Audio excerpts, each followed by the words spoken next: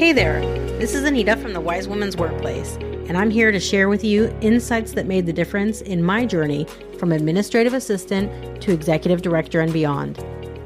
Over the years, I've collected lessons learned on how to become a sought-after employee, and I want you to know them too, so that you are finally valued for your real contribution at your workplace. So, let's get started.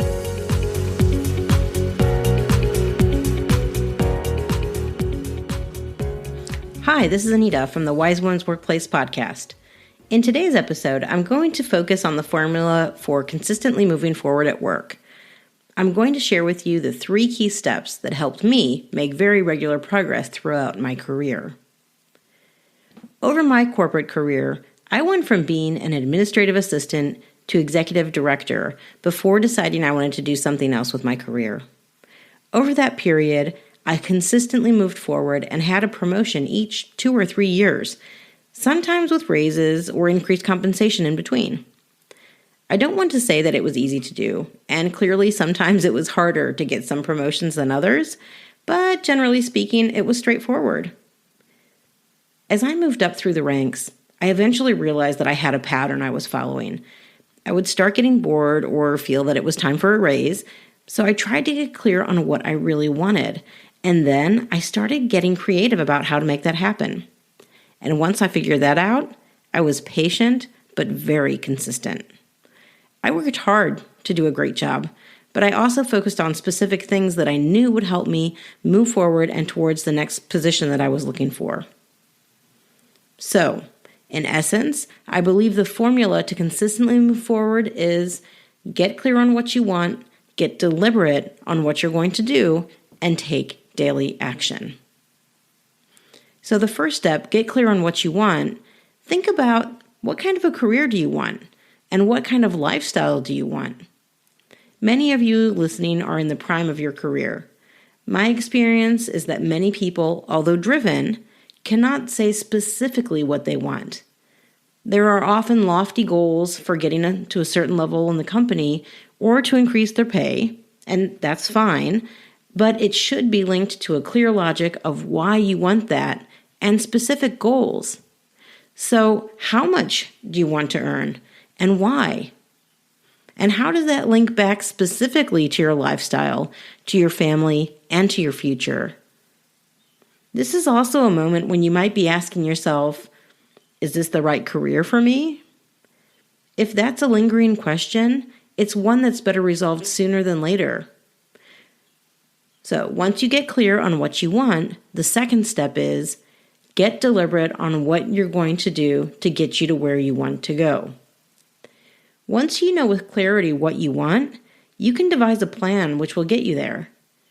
Sometimes all you need is a small step to course correct, and sometimes this will require big changes in how you behave at work or in your mindset. First and foremost, you definitely need to plan to keep doing your absolute best at work. This is a given because quality work is likely the most important characteristic employers are looking for. Then, think about the tasks that bring you forward and make you stand out. You may have heard of the Pareto principle or the 80-20 rule. The idea is that 80% of your consequential outcomes come from only 20% of your actions. This means that you need to be clear on what work you are doing, which brings about the biggest impact. And it certainly isn't going to be the most mundane tasks. And it may be those that get you out of your comfort zone. But when you start really figuring this out, you can make a bigger difference in your work.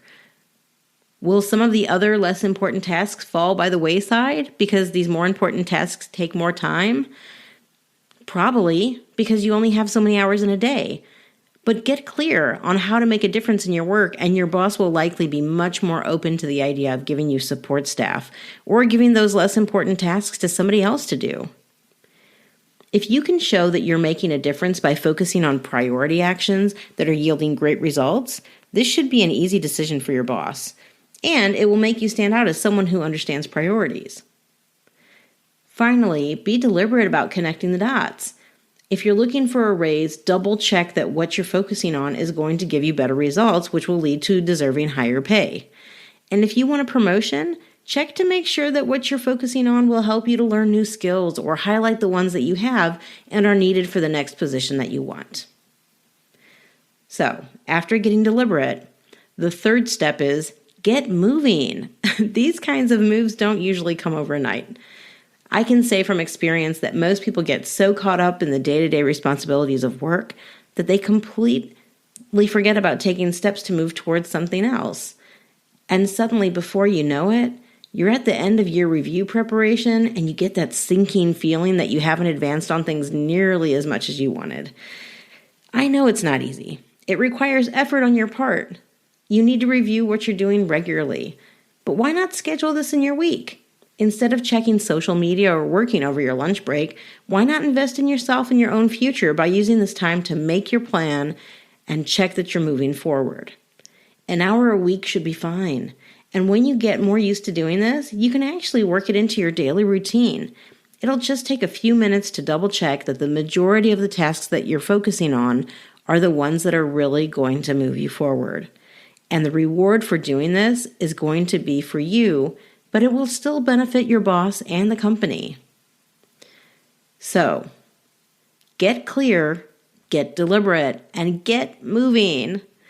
Remember, you're the one who's looking after you. You're the only one who can go through this process of deciding what's right for you, planning on how to get there, and making sure that you take steps each day to get there. You need to invest in yourself to get to where you want to go. So, what to do now? Well, get clear, get deliberate, and get moving. And I invite you to keep listening to the podcast, as I will likely touch on similar topics again in future episodes. As always, if you really want a career and life which makes you happy, please be very mindful of what you're doing and take deliberate actions. Make sure you're always looking after yourself, including in your career. And don't just survive. Take steps to thrive. I look forward to speaking to you again soon. Until next time, may you be healthy, wealthy, and wise. That's it for today's show, but if you like what you're hearing, don't forget to subscribe to the podcast or sign up directly on my website, www.wisewomensworkplace.com, to receive automatic notification when a new episode comes out, or to submit a question or suggestion for a topic that you want to hear about. I love sharing these tips on how to become a sought-after employee and to hear how it's making a difference in your lives. So thank you so much for listening. There are many more helpful tips on the way. Until next time, take care of yourself and be wise.